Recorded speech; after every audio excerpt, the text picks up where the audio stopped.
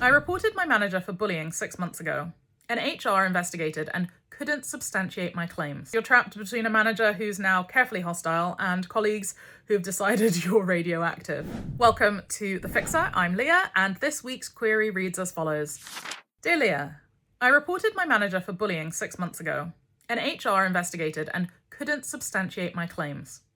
Now I'm back working for her, and she's technically professional, but makes my life hell in ways that don't show up in emails. Everyone knows what happened, and nobody will work with me. Paying the price for speaking up.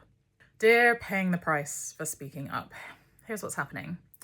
So you've reported bullying, and HR couldn't prove it to the legal standard, and so now you're living in a world where your manager is technically compliant, but is making your life unbearable in ways that don't leave any evidence trails.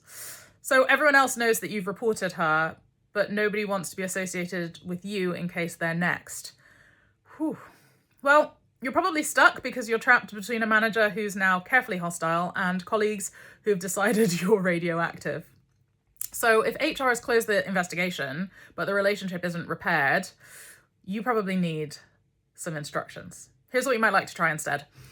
1. Document the post-investigation behavior, the stuff that's technically professional, but that is actually making your life hell.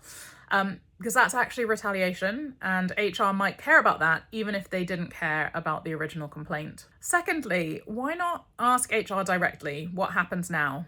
Is there a plan to repair this working relationship, or are they expecting you to just endure it until you decide to leave? And thirdly, you might like to be honest with yourself about whether this situation is salvageable or not, or whether you just need to leave, because sometimes reporting doesn't fix things, it just clarifies them. If you would like to submit a query to The Fixer, email hello@leahtalks.com. Please subscribe to my Substack, The Work of Repair, and give me a follow here. Until next week.